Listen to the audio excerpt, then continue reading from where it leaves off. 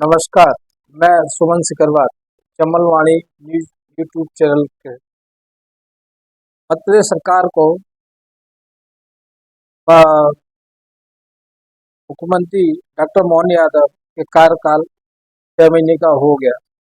180 दिन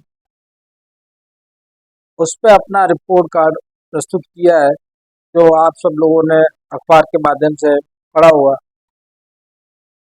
चूंकि नए मुख्यमंत्री हैं, नया अंदाज है, तो उनका दृष्टिकोण अपन पेश करने में उनका सहयोग कर सकते हैं।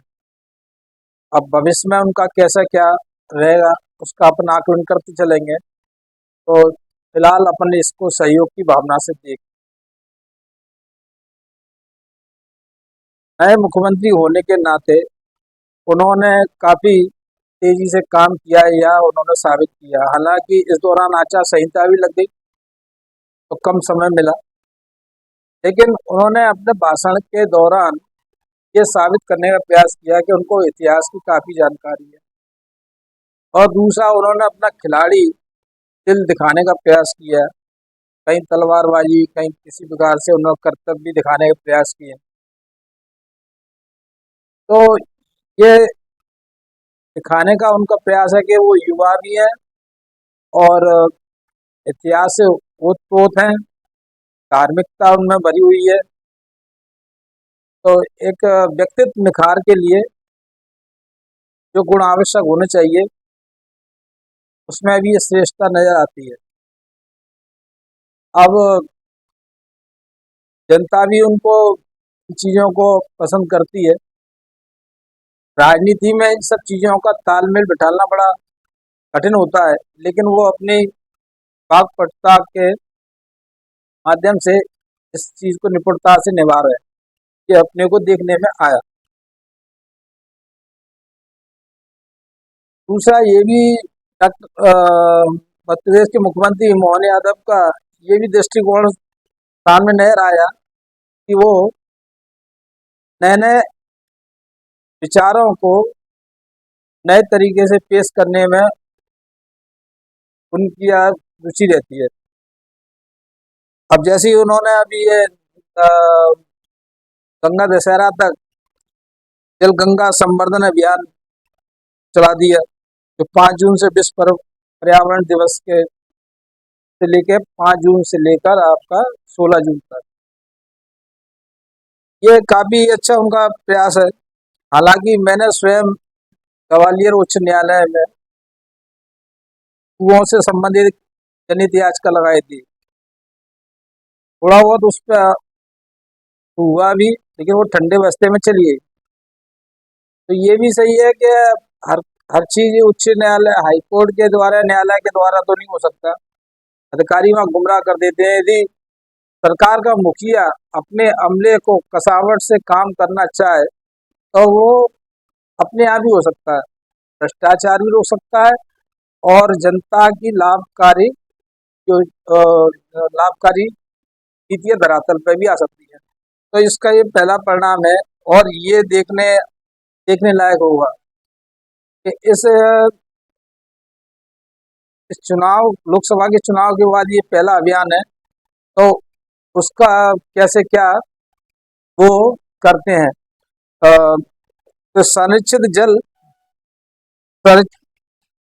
जल सुरक्षित कल। तो जल स्रोतों संरक्षण एवं पुनर्जीवन के लिए मध्य प्रदेश सरकार की पहल जल गंगा संवर्धन अभियान चलाया है। तो इसमें सभी लोगों की बढ़ चढ़कर जन भागीदारी हो रही है। चाहे हर जिले के कलेक्टर, जिला पंचायत अधिकारी और आम नागरिक भी, स्वयं सेवी संस्थाएं, व्यापारी वर्ग, सब लोग इसमें बढ़ चढ़ का हिस्सा ले रहे हैं। ऐसा अभी तक नजर आता जा रहा है। ये अभियान सफल होता है तो जनता के लिए हितकारी होगा। कहाँ से प्रचंड गर्मी चल रही है, तो जनता के ऐसे कामों में सबको रुचि लेनी चाहिए और बढ़ चढ़ का सहयोग करना चाहिए। अब अपन आते हैं आज के असली एजेंडे पे। हालांकि 15 जून को ग्वालियर मुख्यमंत्री मोहन यादव जी आ रहे हैं। वो आपका पीएम श्री पर्यटन वायु सेवा का संचालन प्रारंभ करेंगे ग्वालियर हवाई अड्डे पर आकर। आज उन्होंने जो अपनी रिपोर्ट कार्ड जनता के समझ पेश किया है, तो उसमें समर्पित प्रयासों से बदल रहा विकास, जल कल्याण और सुशासन परिदृश्य मध्य प्रदेश सरकार के 180 दिन उन्होंने दिखाकर इस प्रकार से किया है। उन्होंने अपने कई चीजों को दिखाने का प्रयास किया है, जैसे आपका समावेशी शिक्षा, समरता कल,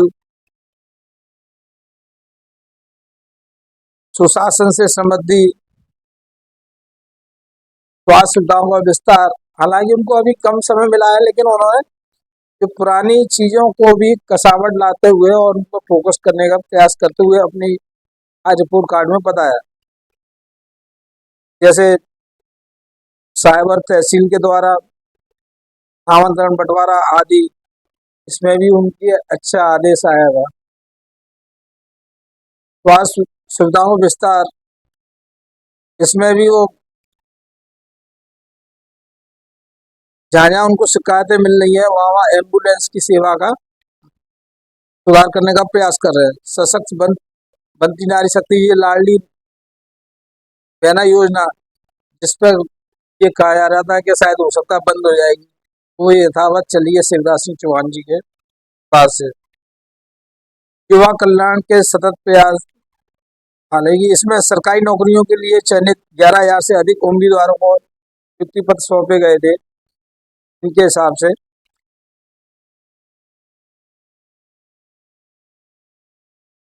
दूसरा क्या है इनकी अब बाकी तो सब आप लोगों ने पढ़ ही लिया होगा, लेकिन अपन इनकी धार्मिकता पर फोकस करना चाहते हैं, क्योंकि ये सरकारी योजना है वो तो चलती रहेंगी अधिकारियों के द्वारा, नेताओं के द्वारा। उस पर अन्नदाता के जीवन में आई खुशहाली, गरीब वर्ग को मिला सम्मानजनक जीवन, कमजोर वर्ग के साथ मध्य प्रदेश। तो गरीब वर्ग वाले उसमें दिया उन्होंने, इंदौर की हुकमचंद मिल के 4,800 श्रमिकों को 224 करोड़ की राशि का भुगतान होगा।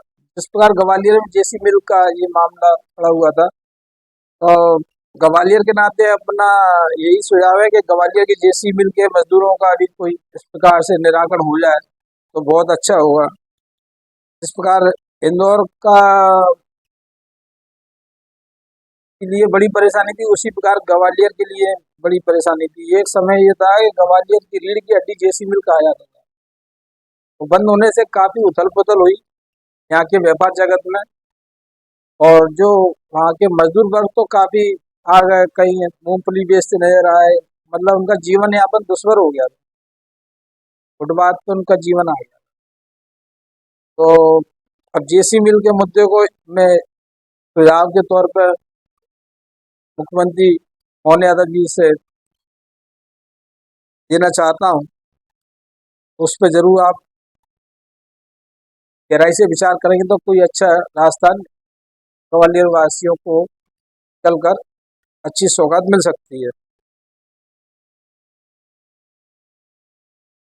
आर्थिक समृद्धि की ओर बढ़ता मध्य प्रदेश कमजोर वर्ग के साथ, तो ये बता ही दिया आपको। औद्योगिक निवेश अभी उन्होंने उज्जैन में ही है ना, 1-2 मार्च को उज्जैन को 1-2 मार्च को रीजनल इंडस्ट्रीज कॉन्क्लेव आयोजित किया था।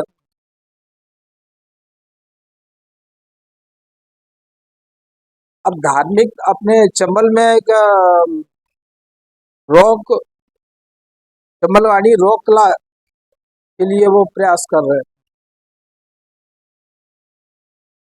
दूसरा 29 फरवरी 2024 को प्रधानमंत्री नरेंद्र मोदी जी के कर कमलों से विक्रमा उत्सव के अवसर पर विश्व की पहली विक्रमादित्य वैदिक घड़ी का शुभारंभ किया। जो भारतीय कला का भारतीय काल गणना परंपरा का साक्षात्कार पूरी दुनिया से कराया गया। तो उज्जैन निवासी हैं मुख्यमंत्री मोहन यादव जी, उनको तो काफी बारीकी से मालूम है इन चीजों को। तो अब उनके हाथ में वो ताकत आई है, तो उन्होंने ये बहुत अच्छा कार्य किया है। क्योंकि जब विक्रम संवत अपने यहाँ चलता है, एक तो अंग्रेजी कैलेंडर हो गया, और विक्रम संवत के अनुसार अपने यहाँ सब शादी कार्यक्रम वगैरह और उनके आपकी जन्म पत्ती वगैरह जो बनती है, और अ, ज्योतिष से या ब्राह्मण लोग उसी के अनुसार अपना अमावस्या पूर्णिमा और ये व्रत वगैरह जो होते हैं, उसी विक्रमादित्य संवत से ही चलते हैं। तो उस चीज को मतलब मजबूती से स्थापित करने के प्रयास से ये लगता है कि हाँ, पुरानी सांस्कृतिक धरोहर को मजबूत दे रहे हैं। हालांकि उन्होंने ना बीच में राम जी के पथ के लिए भी काफी उन्होंने किया, कि कहाँ का राम जी का हुआ, परशुराम जी का भी है। उज्जैन में काफी है ना ऐतिहासिक धार्मिक स्थल है महाकाल के अलावा।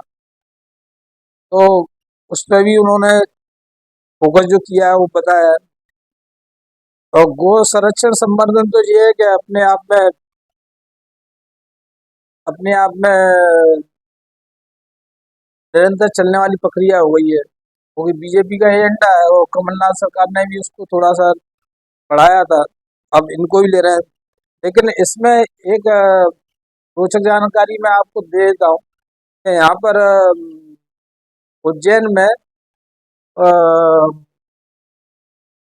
जो उत्तर प्रदेश के मुख्यमंत्री योगी आदित्यनाथ जी हैं, उस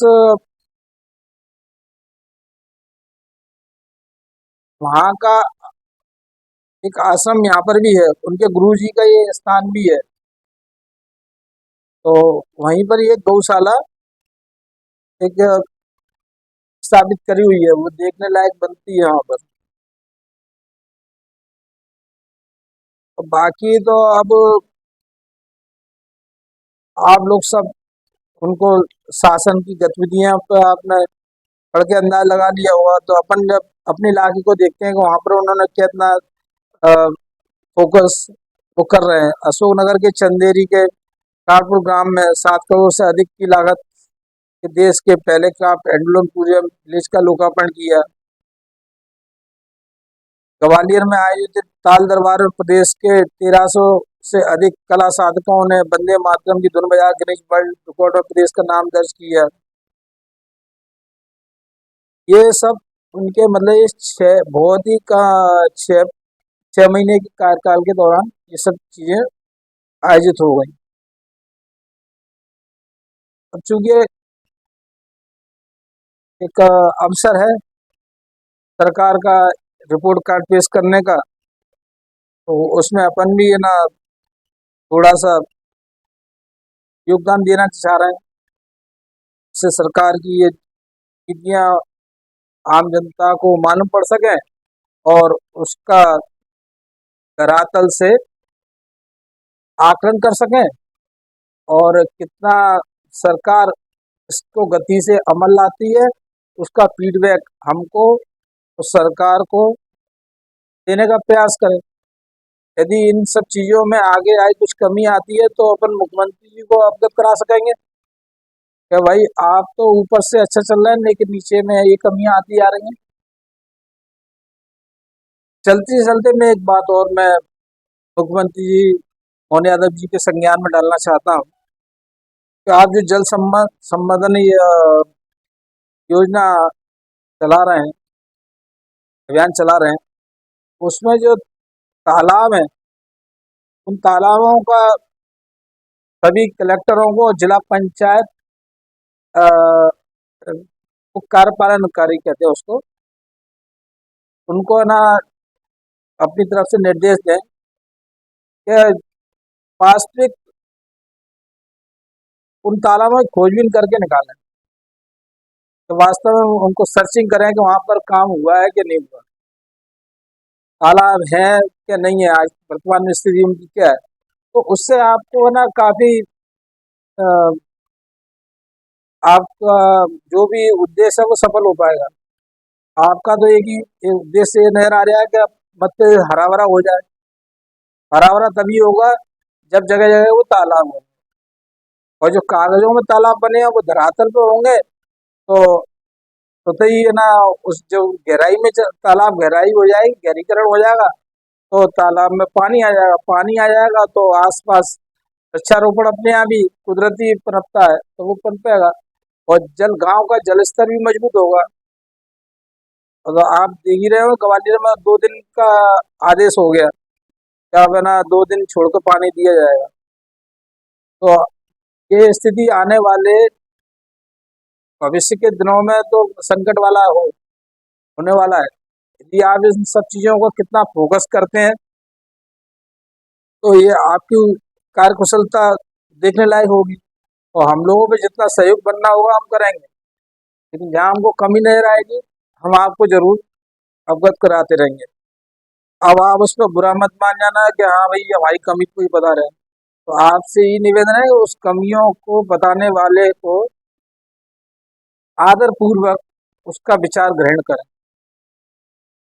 हर आदमी, जैसे आपके आरएसएस के प्रमुख मोहन भागवत जी ने कहा अभी कि देश सबका है, सब देश हित की सोचते हैं। हर व्यक्ति की अपनी अपनी सोच होती है देश के प्रति समर्पित भावना की। अब वो अपना दृष्टिकोण किस रूप में आपके पास पहुंचाता है, तो आप उसको अ, है ना, उसको आप ग्रहण करके और उसको ना अमली जामा लाने का प्रयास करें। उससे मतलब चिढ़ने की या उससे कुछ करने तो थोड़ी सी स्वतंत्रता आप देने का प्रयास करें। दूसरा, इसमें सीएम हेल्पलाइन का कहीं जिक्र नहीं आया है, उसको आपको प्रमुखता से लेना चाहिए। तो सीएम हेल्पलाइन में कैसा है, वो काफी फेमस हो चुका है। आमतौर पे आदमी उस पर ना प्रयास करता है अपनी शिकायत दर्ज कराने का। हालांकि उनका फीडबैक अच्छा है, वहां से बराबर फोन भी आते हैं, देखा है। और लेकिन जो है कि उसको उसमें कसावट लाने की जरूरत है। अभी वो प्रक्रिया काफी उलझी हुई नजर आई मेरे को। तो उस प्रक्रिया को आप सीएम हेल्पलाइन वाली को संशोधित करने का प्रयास करें। जैसे एक सेंटर आपने कर दिया, उस प्रकार से कुछ ऐसी प्रणाली हो, और अब कलेक्टर के पास जाएगा, कलेक्टर फिर मॉनिटरिंग करेंगे और उसमें दबाव बन के उस शिकायत को वापस भी कर लिया जाता है। तो गांव वालों को जो निराकरण होना चाहिए वो उतना हो नहीं पाता। तो इस पे आप इसे ध्यान देंगे तो ये आपका ये क्या मतलब सूक्ष्म स्तर पर ये आपका सहयोगी अंग बन सकता है। इसी शुभकामनाओं के साथ मैं आप सभी से आज्ञा चाहता हूँ। जय हिंद, जय भारत।